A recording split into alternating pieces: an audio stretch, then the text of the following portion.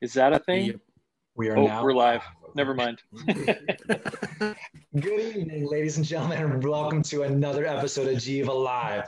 I have two great guests with us in the Zoom meeting today. I was going to say in studio, but they're not actually here with me, but they are here, on the Zoom meeting. We have a great show, like I said. We're here with you every Thursday, 5 o'clock Eastern Standard Time. Today, talking about coaching on the beach. And transitioning that indoor player to that beach player is Dan Mickle and John Aharani. Dan and John are both, former BCAP certified, hold many USAV coaching credentials, have worked with USAV for a long time. Beyond that, beyond being great coaches or great people, had a chance to chit chat with them. I've actually coached against Dan a couple times in the club ranks, seen him many a times out there, and I still look forward to them doing great things in the volleyball world. And I talked to both Dan and John a little bit back and forth over the last couple weeks and said, hey, I know you guys in the past have done some great clinics, mostly for the beach, but other clinics as well. And I'd like to introduce our Jiva coaching staff and our members to that forum and those ideas and those things you have to teach us. So our hopes is to have a great little coffee talk and discussion today. And Dan, without further ado, if you could give us your quick little bio, who you are, where you're from, and kind of a little lowdown on where you are right now. Wait, before we start that, who won the head-to-head? Would be my first question. Oh man, you know what? That's a great question. I can't even tell you. I know we've coached against each other. It was probably a couple years back. I want to say probably at NEQ or something like that. Maybe in Pittsburgh, possibly Capitol Hill Classic. I mean, I've been coaching for 20 plus years. I know Dan's been coaching for a little while too. If it was girls, it was probably him. If it was boys, I at least probably had a shot at that point. many moons ago. I know that whenever I forgot, I usually was at the short end of the stick. But sorry to interrupt there, Dano. Oh, that's all right. Yeah, like John said, I'm Dan Mickle. Currently, I'm the head indoor volleyball coach at York College of Pennsylvania, Division III, and I'm actually finishing my first year as volley dad for the first time. So my daughter's playing 12U, and she just had her first outdoor tournament last weekend and kind of fell in love with that. So it's kind of cool just to sit back and be dad a little bit. But I've been coaching I just figured this out, 28 years. I was 18 coaching 18s. I graduated high school in June and started coaching JOs that November. So it would never happen today, coaching 18s at 18. But yeah, so it's been a while, and I've always played beach and fell in love with beach. And when USA decided that they were going to start the beach CAP program, I decided I was going to jump on it. And that's actually where I met John. He was one of my first instructors, and he kind of hasn't been able to get away from me since then. But we've been doing the traveling roadshow now for about 5-6 years of BCAP and, training coaches. And it's interesting because we were just talking about this the other day when we were going over what we wanted to talk about, how when we started, it was so different. No one was really exposed to it.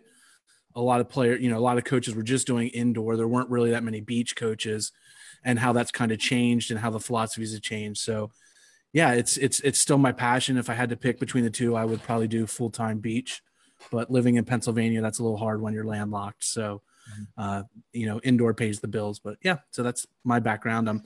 By day trade, I'm a sports psychology consultant and work with all kinds of performers, not just athletes, musicians, actors, corporate world type, doing sports psych stuff and performance psychology with them. So that's my 9 to 5, and I'll kick it over to John now. Yeah, John, same question. Give us a little background, your quick little bio, and kind of where you are and what you're up to right now. Well, do I have to follow Dan? He's always so impressive. I mean, it's a tough card.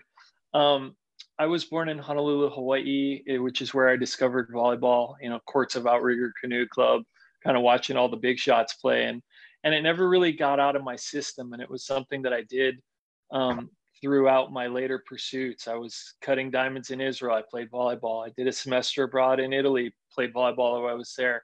And eventually, people would come up to me and say, hey, why don't you coach? And I gave them that shrug off and said, hey, players play, losers coach. And next thing I knew, I was coaching full time. I was working with Sinjin and Randy, opening up their camps, and I jumped ship there and went to USA Volleyball. In between that, I was doing the classes for the city of Santa Monica and the Jonathan Club. And I kept thinking to myself, as soon as this isn't interesting and isn't stimulating to me, I'm just going to move on. I'm going to go back to one of the other things I was doing. And 24 years later, I'm still trucking and loving every minute of it.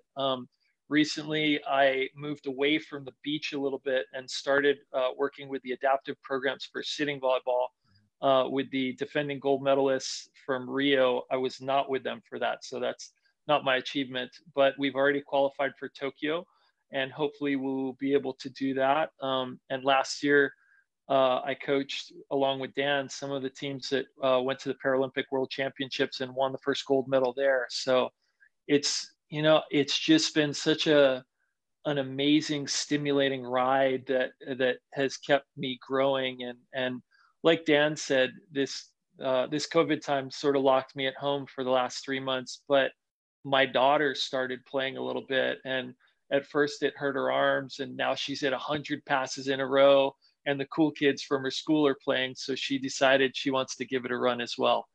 Sorry for the long-winded answer, but yeah, it just, like you were saying earlier, the stories are the best part. Absolutely. I mean, I already can allude to, I love some of this. So you guys know, we did have Michelle and Elliot, both on the sitting volleyball coaching staff a couple of weeks ago. Great conversation about sitting volleyball and got into it there. So if you haven't seen that show, please go back and do that. And John, I thank you for getting in the adaptive world. And if you have more information on that, we definitely could sit down for hours and talk about that too. And we're trying to get that started here in the New York City area as well. And I just have to say, I love how you, in just passive terms, throw out names like Randy and Sinjin, like everybody, like, oh, they're my best friends too. Like, so that's awesome. Like, could you explain exactly, maybe to the intro coach, who those people are, those gods of the sport? Yeah, it's very silly how blessed I've been with the coaches that I've worked with. Randy Stoklos and Sinjin Smith were arguably the greatest team of all time. Carrie Walsh, Misty May, of course, are arguably the greatest team of all time. I think if you're looking at decades and different things, and my resume in terms of people that I've been blessed to work with, not only Dan Mickle, but Jose Loyola, Eduardo Anginio Basil, Barb Fontana, Patty Dodd, Mike Dodd, April Ross. These, for some reason, if you just never leave, eventually you get some pretty neat opportunities. Awesome. And I think for coaches, part of the, I was at the Outrigger Canoe Club in a time when, if you look over, it was Stein Metzger and Kevin Wong playing against Lee LeGrand and Sean Scott. And all of these guys went on to be Olympians and NC2A champions. And at that time, they were all just the grommets that were way better than I was. I didn't have any right to be on the court with them. But it gets in your system and you can't really get it out. And that's the journey that I've been on. And what I've noticed is, in not having that tremendous playing resume, I've found myself on a deeper level as a coach. And I think part of it is knowing that I'm never going to be the most experienced player. So I better get those other things a lot stronger, and knowing some X's and O's, but mostly, thanks to Dan, learning about the psychological side of the game and the relationship side of the game and what I can do to better my athletes has really been the journey for me.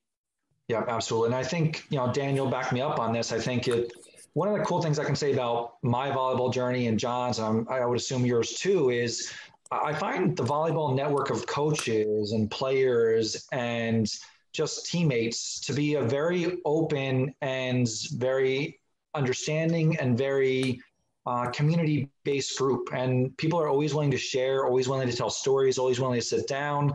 And I find the majority of people just always ready to pass down knowledge if you just sit down and take the time to listen and converse with them.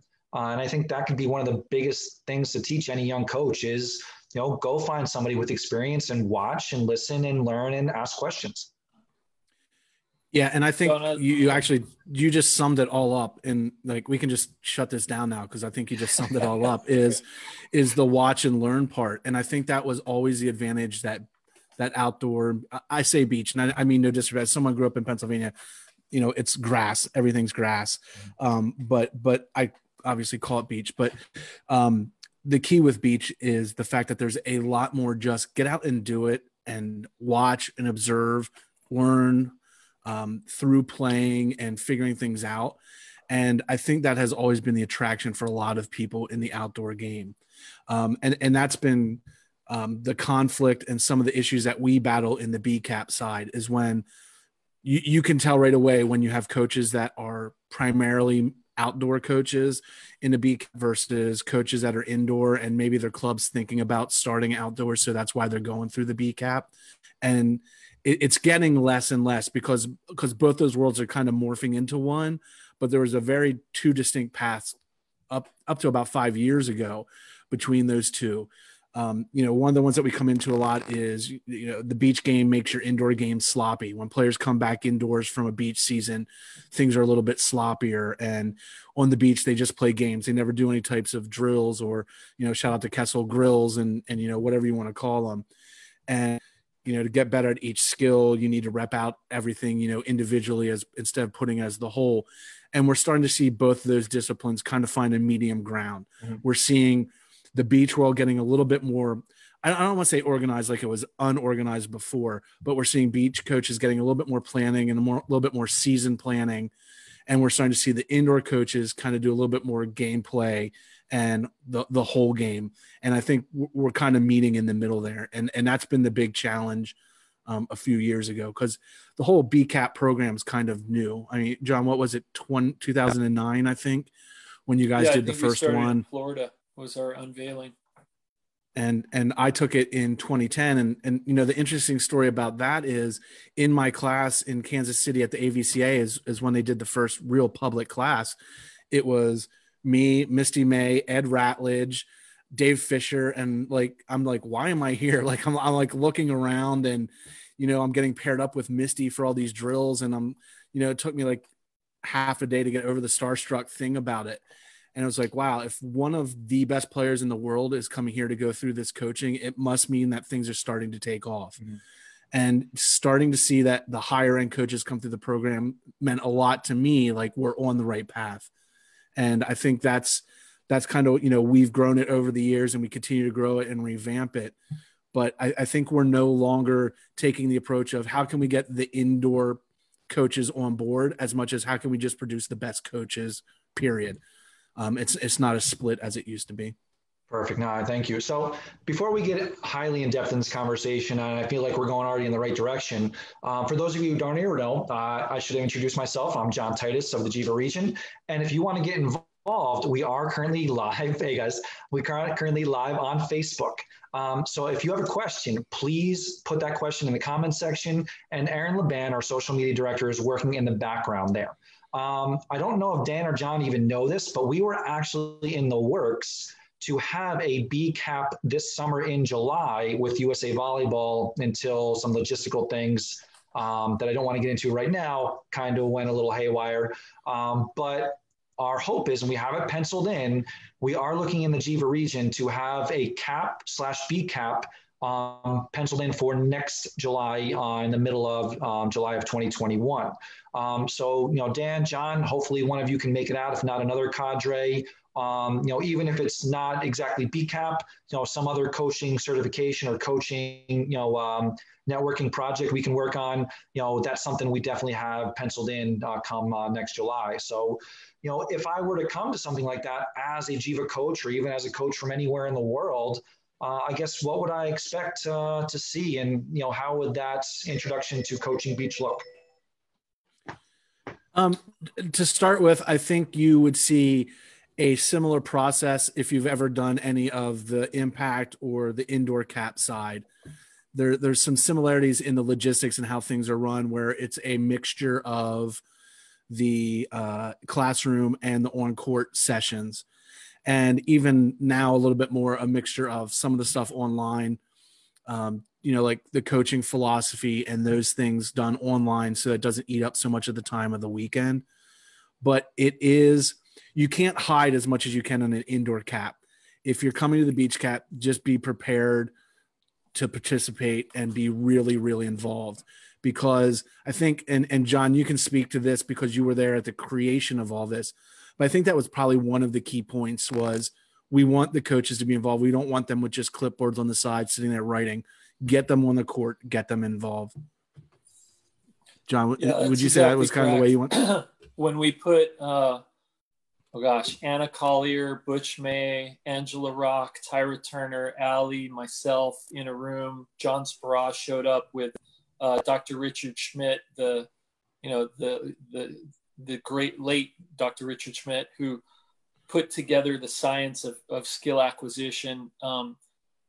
We just sort of put everything on a board and compared, well, how do you do it? Well, what's the best way? What are best practices? What are key words?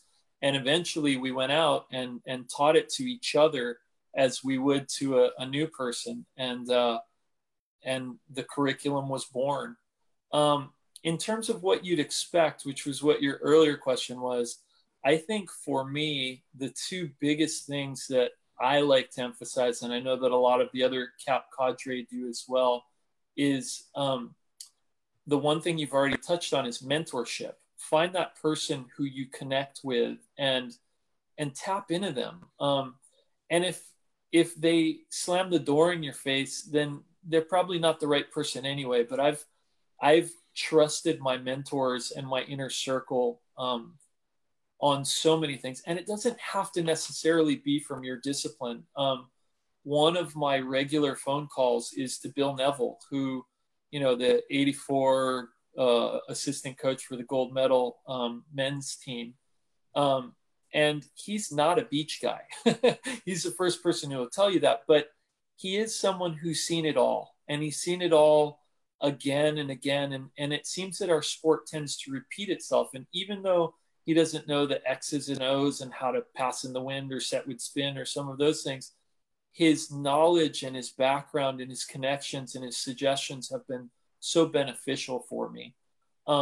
So find that mentor and, take them muffins, coffee, whatever it takes to get them to continue answering your calls. But secondarily, I think Dan touched on it. The network that you're gonna create within that course is tremendous. Oftentimes I find that the people that not lose, but don't necessarily gain the most is when they come in with their co-coaches and they eat meals with their co-coaches and they laugh at the same jokes that are being told in their gym. I always encourage people to pretend that it's your mission to get to know the other coaches as well as you possibly can. And I find that the working lunches and the lunchtime meetings and the dinner that they go to after listening to Dan and I talk for 9.5 hours tends to be the meat and potatoes of BCAP. And if we can encourage them to continue those relationships and those conversations after the course, those are the real winners of the course. Yeah, no, I agree. I think, Dan, can you speak to that too? I think, the networking, the real one-on-one small group conversations, I almost attribute it to similar to we talked about before the show, getting into the nitty gritty of getting a master's degree or a doctorate degree. I always found the best and most rewarding part of the course was meeting and discussing with people of familiar mindsets. And I think there's a lot of value to that. Yeah, it's interesting because I'm one of the few, or was one of the few cadre that was actively doing both. Most of the education was split where, like John was doing mainly beach and, you'd have Blystone or someone doing indoor. And one of the things that I had to struggle with was swapping back and forth. In the indoor cap, we didn't really have that mentorship. We would send out, hey, this is my email if you have any questions. But I think because of how small or smaller the beach cat classes were, that became like true mentorship. Like almost every time before I would get back to the airport, I'd have like 30 emails or text messages from those coaches. Hey, I really liked what we did on the sand. Can you explain more? And feel like, not that my relationships from the indoor side are bad, but I definitely feel like they're stronger on the beach side. And I think it's just because it is the smaller class side. But we also tend to cater a little bit more on the beach side. When we're doing the classes, we kind of go off the rails on some of our stuff because it's a smaller thing that we can talk a little bit more about it and get a little bit more in depth with it, and be those mentors a little bit. So I think that's probably the biggest advantage that BCAP has is that mentorship part. Awesome. Yeah. So, all right. So one of the first questions that I would assume comes up with a lot of programs or a lot of coaches or a lot of clubs is, hey, I don't have access to a beach court. I only have an indoor court and I have a lot of grass and fields. Can I still do it? Can I still teach beach? And of course the answer is yes. And I'm kind of alluding to that, but I hear that a lot. And, how do you guys answer that question? I don't have a beach. What can I do? I'll go first. For me, that's always like a no-brainer because I live, 30 minutes from the Pottstown Rumble, which is literally the largest doubles tournament in the nation. And I think I forget the insane numbers, but whatever you think it is, just double it. And that's how many teams there are on Saturday and Sunday.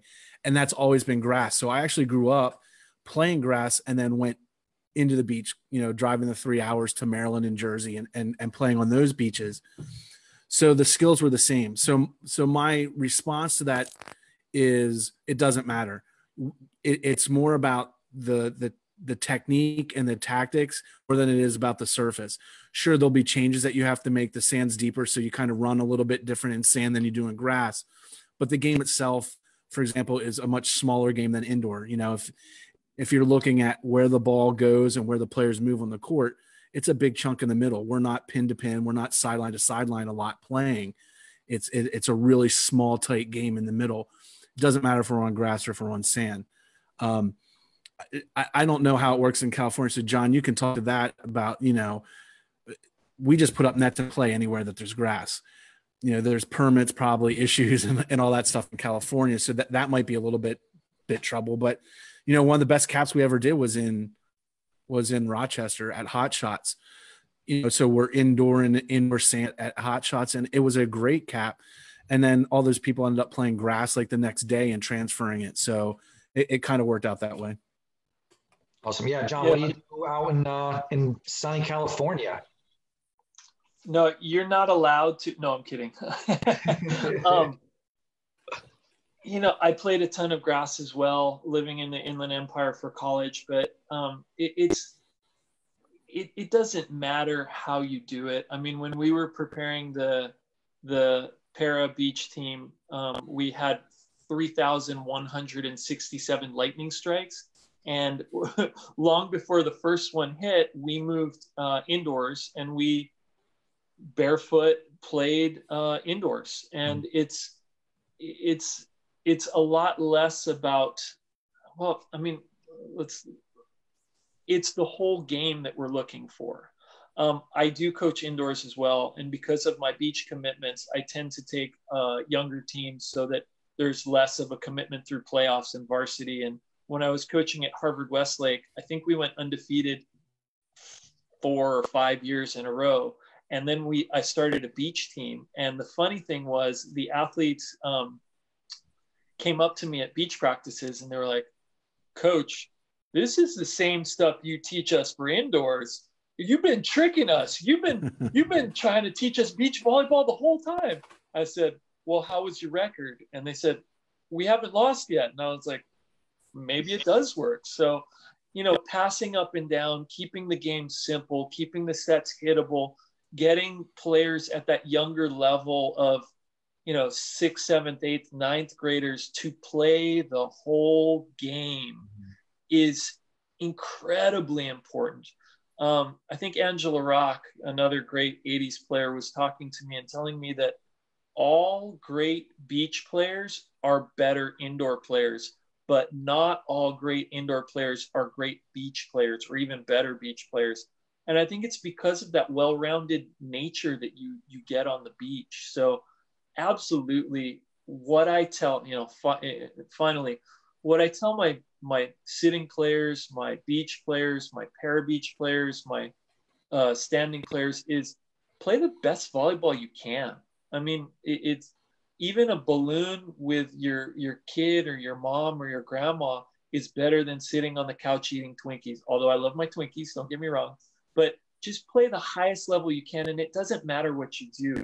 Put pride into it, be specific, and try to get as much out of it as you can. Right, and I think you can even look at the game. In the college or professional indoor game, a middle blocker can touch the ball as little as 6 to 7 times in a whole match. And now all of a sudden, you put a middle blocker on the beach, they're touching that ball 30 to 60% of the time, and you have a player who, there's no such thing as a libero on a beach. You need to learn how to pass that hit now. And I think that's why kids, players, adults love playing the beach, because you are playing every single touch. There is no hiding. There is no, hey, I don't have to do this skill. And from my mindset and my vision, kids love that ability to be able to do that. And, I don't think we can, take that away from them, or, it's our job to put them in those positions rather than not. So Dan, I think you both speak to the idea of that whole player teaching every skill. And do you have anything more to add to that idea? We spent a lot of time the last couple of years incorporating the outdoor game into our indoor program at the college. When we do preseason, if we're doing 2-a-days or 3-a-days for the first 2 weeks, we have at least one session outside every day. And it's funny because when the freshmen come in and they don't have experience playing outdoors, they're like, this is going to be horrible. I don't want to do this. And it's usually, I'm the middle, so I get to hide a lot, but now I'm being exposed. By the time they're sophomores and juniors, they absolutely love it. And, it's now expanded to the point where, in Pennsylvania, it can turn on a dime. So we try and watch the weather, but the last day that we can get out, we have a little Queen of the Court tournament, and it's expanded to and I did because I wanted them to learn the whole skill, because, it's going to come down to that indoor, the conference championship, and your middle is going to have to pass, or your middle is going to have to set a ball. And I want them to get better. And I just found it was the easier way to do it was just let them play the outdoor game. And now they all play outdoor all year, all summer long. When we're out of session, they're playing, and they've really taken on. So that's the big thing, is getting that culture in your gym or in your club to let them play. And I think that used to be the struggle that we had. There's a lot of clubs, and there still are a lot of clubs that are like, no, you're my indoor player year round. I'm not going to let you go play. And that's where it becomes a struggle. Do you have the resources as a club to offer beach, or are you willing to let a player that's your indoor player go play for a rival club outdoors and hope that they don't get poached, or, and I don't know which reason's the right reason or why it's really happening, but I'm absolutely sure that that's why we've seen an uptick in coaches getting certified and going through the BCAP. It's either because they want their club to start beach so that the kids aren't getting poached, or they want the club to start beach because they want their players to be better and control it a little bit more. Either way, it's good for us and it's good for the sport, but that's kind of how it's been evolving over late. Yeah, and I correct me if I'm wrong, and I'm trying to put it all together, and you guys can probably fill in the pieces, but I think it was in 2014 when the men's national team won a medal. I believe the final point was set by their middle. I don't remember who it was, but I remember that being a really big deal, and everybody going, "See, the middles need to set," and that was big. So I was actually about to speak into that. Hugh McCutcheon's very big on generalized specialists, and I was running the St. camps at that time, and we had one in Newport Beach, and every Friday those guys would come out and play doubles in the sand. The indoor standing national team that was a bunch of I don't know, ruckus dudes who didn't really have that much of a shot got Hugh McCutcheon, got a culture, put it together, and careered on the bit. Maybe not careered. I mean, they were pretty good leading up to it as well, but they were definitely not the favorites. And was it the culture? Was it the generalized specialists? Was it the fact that at that level, the competition is so close that when you can have a middle who can throw up a decent set as well, that's enough to get you that win that many more times. And we'll never know the specific answer, but as coaches, I think we need to look at those rules and what we're building for, and what are your goals with your kids? Because one of the problems that we run into in the international level is the number of subs that we have. In the international game, you can't just bring someone in and out and in and out. They go in, they go out, that's it. And then you're stuck with whoever's there. And most players, because of our domestic subbing rules, are not prepared for that. But beach players are. That is not an issue. And they're, Catherine Plummer could play on the left side because we wanted her to be hitting onto. And then when she went to Stanford, she was ready to pass all of a sudden, even though pretty much before that, her standing career was mostly as a setter. And I'm sorry, for me, it's standing, sitting, indoor. The names are a little bit intermixed. We're following, John. We got you. So you kind of alluded to, Dan, did you have some more? Go ahead. Well, I don't know if you're going this way, but the other thing I think that the culture creates from the beach side that the indoor is starting to grasp now is the self-reliancy that the beach players have. With the lack of, internationally, we still can't be in the box coaching. Obviously, with USA and AVP, we're now allowed in the box, but we can't active coach during rallies. So it really made the players learn how to think and adjust on their own. And I think you see a lot of that in the indoor game. If you ask me who the two best US players, each gender, for me, it'll always be Misty and Karch. And I think part of it was their skills and their dedication were obviously phenomenal. But I think if you watch them play, the mental side, I'm not talking like, mental flexibility and all that. I'm talking about reading the game and knowing how to adjust and adapt tactfully in the game was probably their biggest assets. And I think you really do learn that on the beach side because you're kind of hung out to dry on your own. This last weekend was my daughter's first doubles tournament ever at 12U, and I'm just sitting in the tent, and for the first couple of points, she's kind of looking back, looking for some kind of instruction. And I just kept telling her, you got to figure it out yourself. And she started to, and that's when I could see the fun and wow, I don't need someone barking every single command. And I think that's, for me, that's the biggest thing that transfers, but that's also the hardest thing coaching wise that we have to work on. It's really hard for an indoor coach sometimes to sit on their hands and just let the players play and not really, and then try to overload them on a side switch or a timeout. Right. So, all right. So 2 things on that. Number 1, we had Eric Finamay. Oh my gosh, I'm going to crush his last name. Finamay last week. So he's pretty up there too. But I agree. Absolutely. Yeah. Let's see. So maybe we can break that down a little bit. And I think you did a great job, but I just want to spell it out is what can I do as a coach in the outdoor game now? So coaches are aware. That's a loaded question because it depends on who's sanctioning it and who's running it. For the most part, domestically, as a coach, you can coach on side switches, but you can't slow the process down of the side switch, and you can coach on timeouts.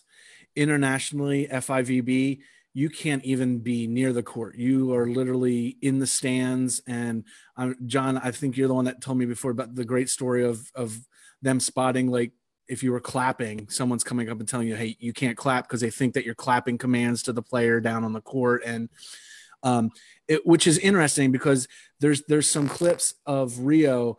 If you watch Tyler, when he was coaching Casey and them, there were moments where there were some really good plays and Tyler's like screaming and yelling. I'm like, wait, he's got to calm that down or someone's going to say something. So, I mean, it's not nearly as bad as it used to be, but there are definitely times when the FIBB is like, no, we think that you're trying to influence your players, and you're like in the nosebleed seat. So, you kind of give them the, hey, this is the game plan, stick to it, and then you disappear.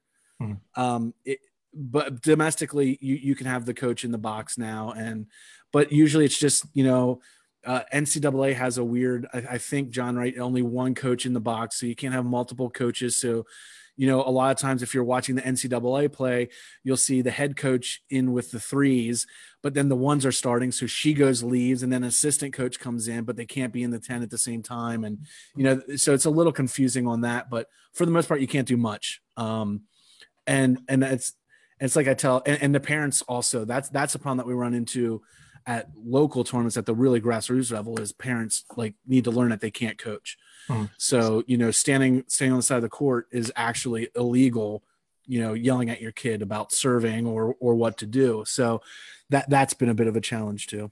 Cool. So do you find that your players, student athletes, enjoy being, I guess, less coached or less verbally coached during match play, or do some struggle with that transition? And how does that go when they make that transition? John, you want to talk to that? Because you've done more. For me, it's really about my goals with that player and my timeline. If they're on shaky ground and they're not really sure if they want to continue with beach, I might define my role as a coach differently and try to give them a little bit more so that they could be a bit more successful. But in terms of the long-term retention, and we go into this in the BCAP in terms of motor learning and biomechanics and a few other things, what is my coaching providing? What am I actually giving them? Because if they become dependent on having a coach in their box and they go to college and, like Dan said, there's one coach per box, they leave halfway through, does that player fall apart? So really what you're speaking about is my ability to create a culture where they're looking to be able to solve their own problems. And how do you do that? It starts in practice, but really it starts with my coaching philosophy, which is another thing that we bring up, and being very transparent before they come. If you're looking for a coach that's going to tell you what number place to serve the ball to every time and how to do it and where to stand and why you messed up your last 4 passes and break a clipboard when you need motivation, you're not with the right guy. I can do that, but it's not going to benefit you as much as it can.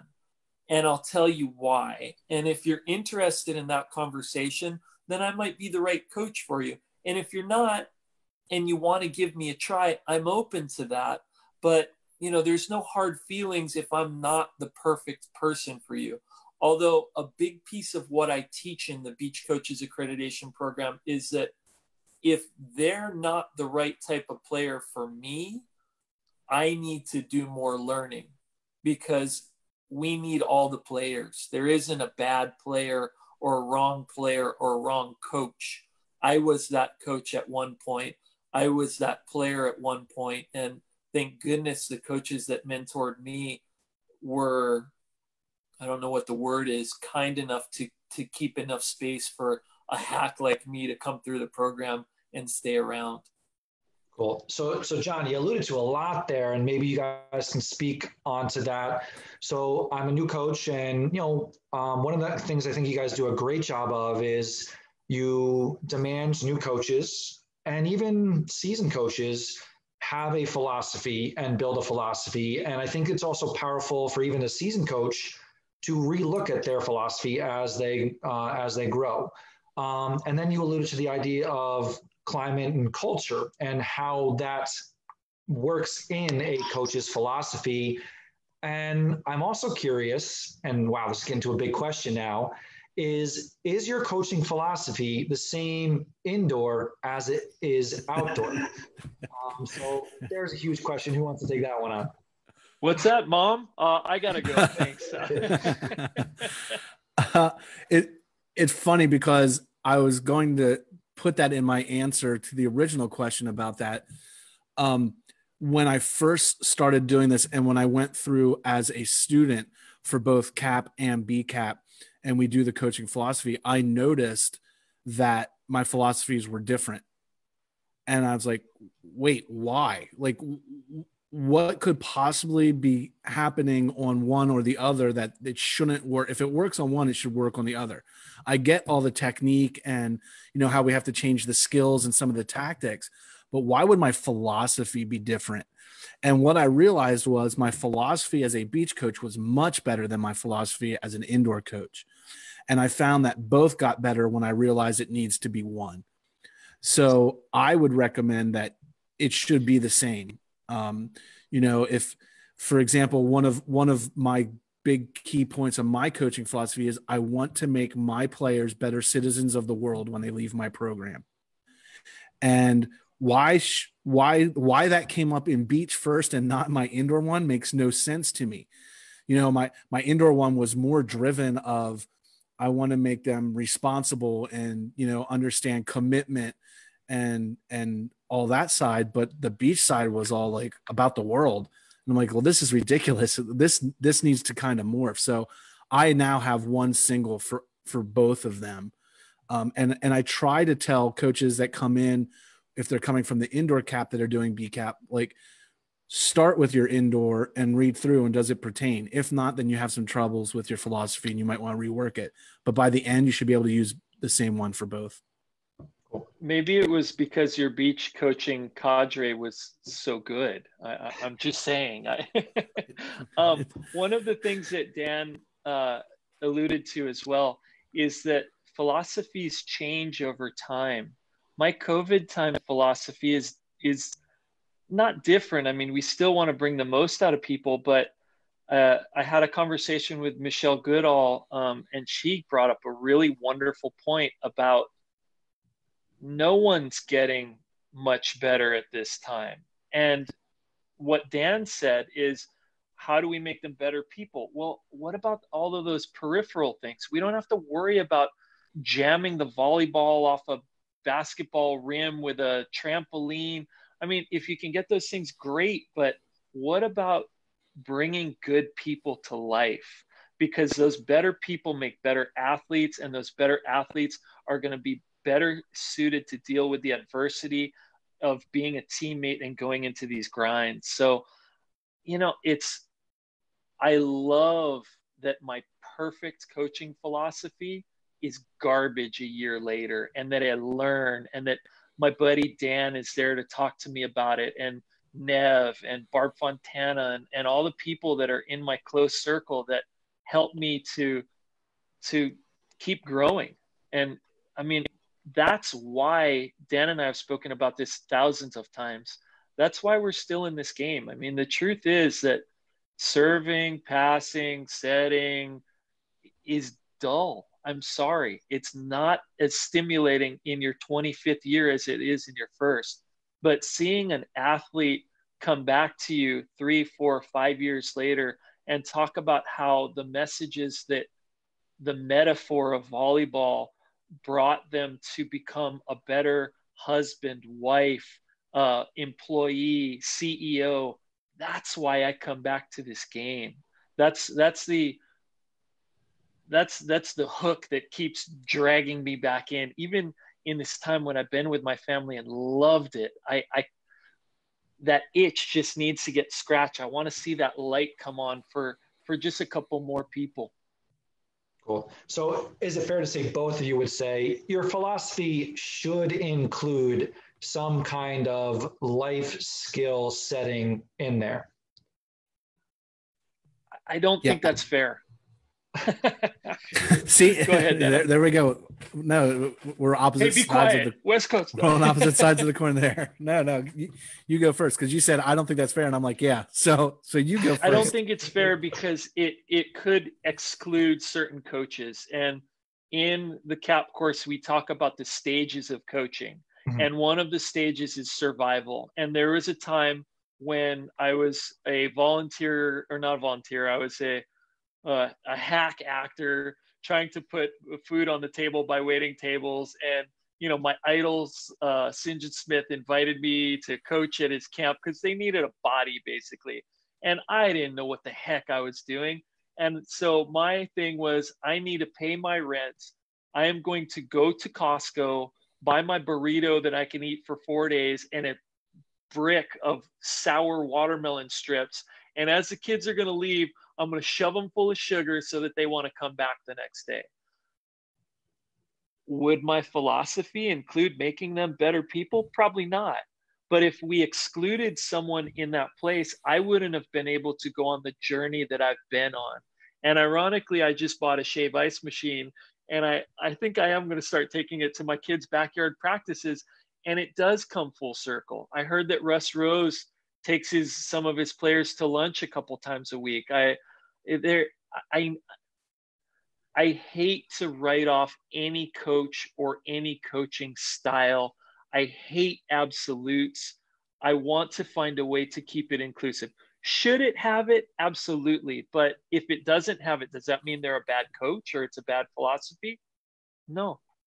You do know Penn State has their own ice cream parlor right on campus, so it makes it pretty easy to make that beautiful dessert happen. So great recruiting feature right there, I'm sure. But Dan, have you been there? I'm sure you've been to the creamery, Dan. I do. I'm one of my best friends owns an ice cream shop, so I don't talk about other ice cream because he always texts me and he's like, I saw your interview and you were talking about Carvel. I'm like, sorry, man, but I agree with what John says. You don't want to get someone locked into something like that. But like for me, my process with my coaching philosophy is always just looking at what's something I feel like I'm lacking. And for me right now, what I'm revisiting, and I revisit every single year after every season, my coaching philosophy is I want to add more into it about buy-in from the players or the team, and I think that comes a lot more from the beach side because I'm coaching the same 2 teams, 3 teams, or, 6 kids maybe. And I'm on the road a lot with those kids, or I'm, not shuttling them around, but we're at the tournaments together and it's a lot deeper of a connection. And I always find myself asking those beach players, what can I do better? Or what would make you better? Or what would make your team better? And in the indoor, I really started out like, hey, this is my philosophy and this is what we're doing. And I want you guys to all hop on board. And I think what I'm pulling from the beach side more now is getting more feedback from the players and getting them more involved.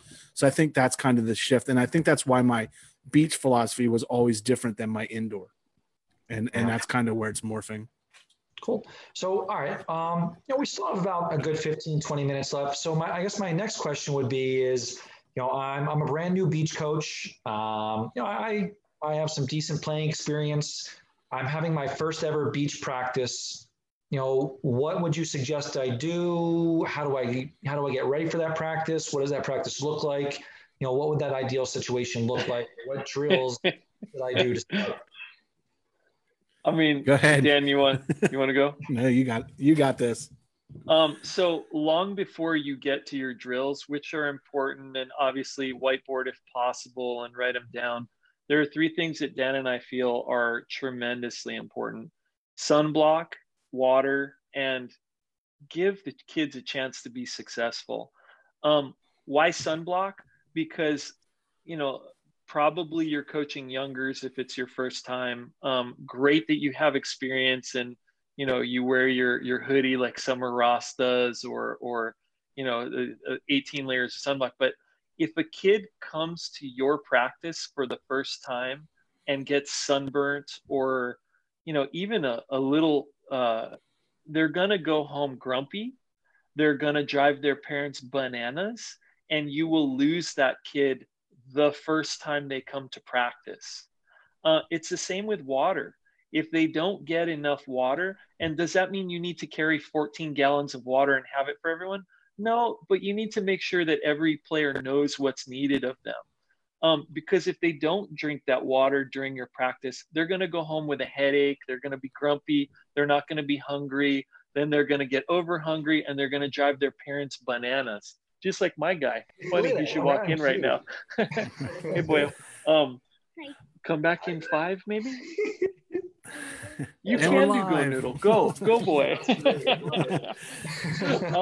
And the third thing is they're unpredictable. No, the third thing that I've noticed is I don't know who knows about Go Noodle. It's a dance app, and they do have a volleyball one. So we'll make them do that one double after this. But give them a chance for success. And as you know, with 9, 10, 11, 12, even 15-year-olds, if they're new, finding success in volleyball skills is incredibly difficult.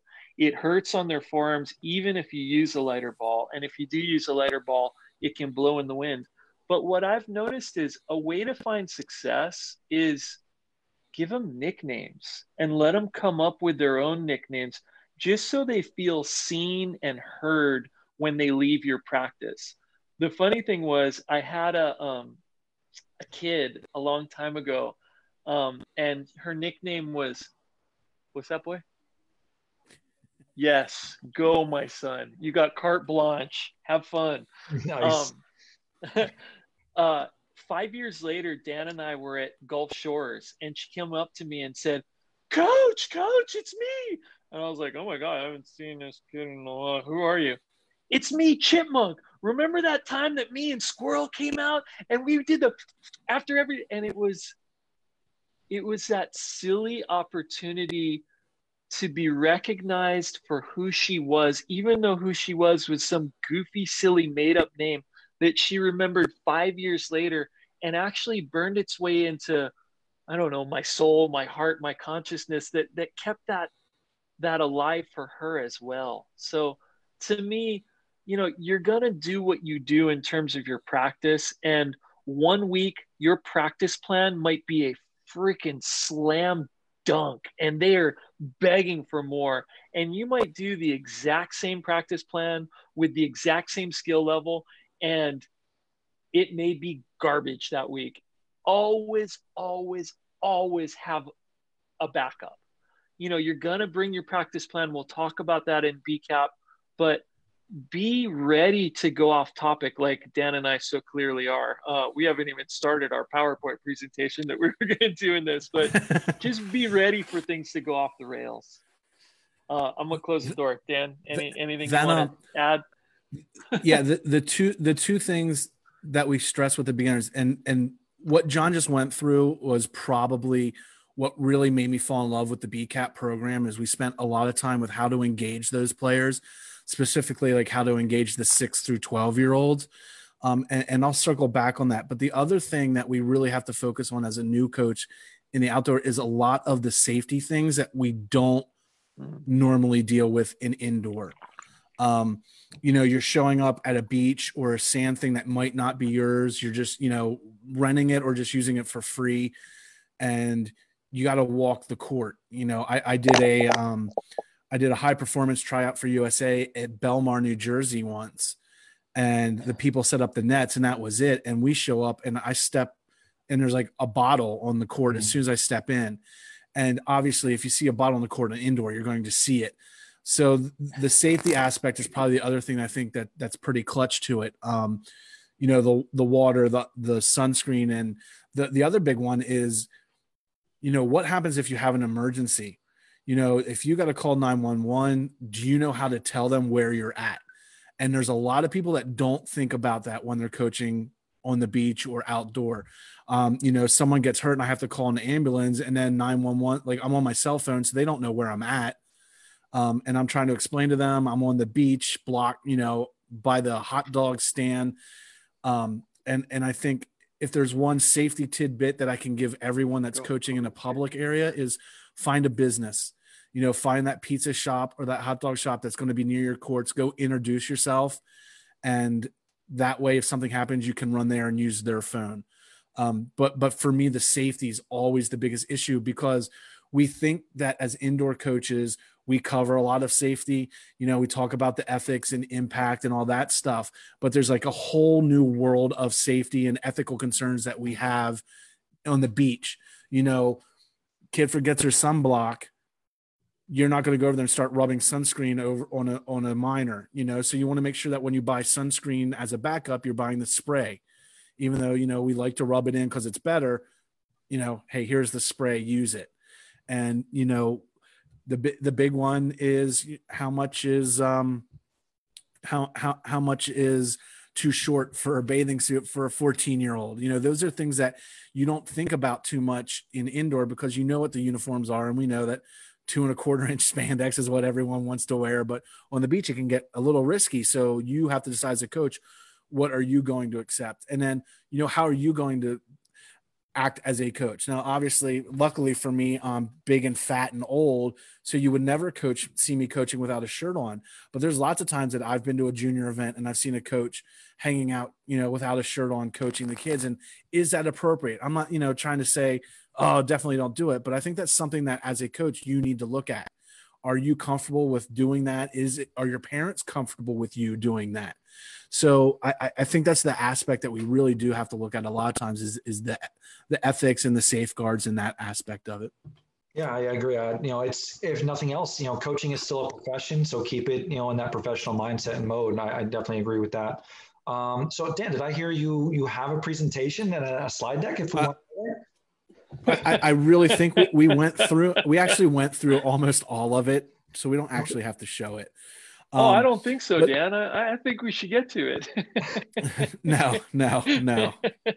He was making fun of me as we were going through it because he was like, oh, there's just so much in here and it's better to have the conversation and we don't want to sit there and read it. So no, I think we're good. I think one of the key points in one of the slides that we do talk about is the technical difference between the two.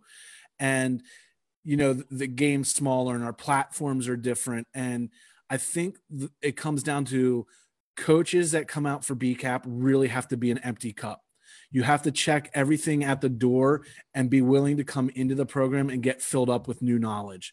And some of it's going to go against what you've probably learned or thought of, but in the long run, you're going to realize it's different. And that's what it really comes down to. Now, if you're a pure beach coach and you're coming into BCAP, a lot of it, you're gonna be like, oh yeah, I totally get this. But if you're coming from the indoor and taking BCAP, just all I ask is be open to it, because you're going to get a lot of stuff that's different and doesn't make sense. We have to deal with the elements. So we set differently because you got to worry about the wind, and we train differently if we know that we're going to be playing in China in May versus Oklahoma, where we were training for the Para Beach guys. So those are probably the biggest things from a technical standpoint is be a little bit more open when you come into a BCAP. Cool. Yeah, there was a point. Oh, sorry, John. There was a point in Alabama where they made an announcement that 100% of the participating coaches had come through the Beach Coaches accreditation program. And of course, they didn't come in as, Brooke Niles isn't some hack off the street. And it's that empty cup mentality. They're always learning. And those are the coaches that are taking their programs to the next level and doing so well. Awesome. So I'll, we're right at the hour mark, and I think it's a good time to kind of wrap up, and, I'll give you guys the last word. But, I'm curious on, if somebody is interested in learning more about the beach game, maybe you could tell them where they could go look next. If you have any of your own things you want to plug, now's the time to do it, and, go for it with that. Like I said, Jiva is looking to host maybe not BCAP, but something similar in a coaching program come next July. So we're really excited if one or both of you could get down for that. We're looking to have that in Lawrenceville, New Jersey, right outside of Philadelphia in the Princeton area at Rider University. So that should be pretty cool. And, I think this has been going great, and I look forward to this. Mike Adams is our Jiva Beach rep. I'm sure both of you, or at least Dan, knows Mike. I know you're familiar with Jeff Rotundo at Rider University, who has helped us out a little bit and had a great show with us last week, and is looking to get involved with the high performance side as well. So, things are moving in the right direction in Jiva because of guys like you and some of the other people I just mentioned. And, I'm certainly excited on the Jiva high performance side, both indoor, outdoor, and even getting our sitting adapted program moving forward as well. So with that said, John, any last words or any plugs or any, coaching advice you'd give to somebody getting into the beach game? Number one, thank you for this opportunity to share. It's always so good. Advice: just keep going. Don't stop. Keep finding mentors and places. And I'd love to come out there. I would think nothing better, but because you can't get in front of John Aharoni or Dan Mickle or Barb Fontana or Ali Lamberson or Wayne Hawley doesn't mean you're not getting better information. Just be sponges and seek it out and find it. There's so many great things on the internet now. And, I hope our paths cross more frequently for your listeners. And please approach me and know that I'm here whenever I can be. Well, and then my screen goes black. No, behind big doors are big hearts, and those people that you think don't have time for you, yeah, don't get them right before a match or right after when they're breaking down. But if you can find them taking a walk on the beach, you'll notice that a lot of the big names in our sport are really there to grow our sport, and they understand that that's growing that pie is only going to benefit them. Thank you. Thank you, John. Dan, same questions. Where can we learn more, and what else you got going on? Yeah, so obviously it's a time of crazy time with COVID and it's getting rearranged. So I'm sure USA will be back with some sort of coaching programs and what they're doing. So probably keep an eye on the USA site and the region sites. There's also some little things budding up, different people doing some coaching education. A lot of it has originally been beach coaching, like Phil and some of those, and Brooke and some of those doing stuff for the kids, but now they're starting to expand more into the coaching education side. So some things should be popping up, but keep an eye on your region sites and just go and like John said, talk and ask. I still learn every time. I mean, I think every BCAP I've done since I've been cadre has had at least one AVP pro in it. And I learn first, I'm always amazed with how open they are. Like they're literally living it as a profession, every summer, and they're there to learn it and you get their perspective, but just how open and they are just to have conversations, obviously not before they're about to go on main court or anything like that. But just look and ask. There's tons of forums on social media, Facebook groups, volleyball coaches and trainers. There's beach volleyball coaches and trainers, different groups that you can search on Facebook that have some great content. But again, it's social media, so you'll have your moments of trolling and fighting and those issues. But I think we're going to see a lot more coming out of it. And just get out and play, really. You hit it on earlier, like, what do you do if you don't have sand? Get a net. Go to Walmart. I don't care if it's a $50 net from Walmart. Put something up and play. If you get serious, then maybe buy a Park and Sun and spend some money on it. But just set it up and just play and enjoy playing the game, and that'll lead to better coaching and better playing. Yeah. If anyone wants to contact me, I posted in the chat there. It's just dan@danmickle.com. Has my podcast and my blog and a great way to contact me. But I love mentoring and talking with people. So feel free to hit me up if you have your questions, and I'll gladly work with some people. And hopefully we'll get up there. I mean, I know I was on the schedule to come up to that one while, it was in the works and being talked about. So I would definitely do it. I mean, it's just a train ride for me from the train station's literally 2 miles from my house to then hop on it and go. So, that's the other thing. Regions don't have to wait for USA Volleyball.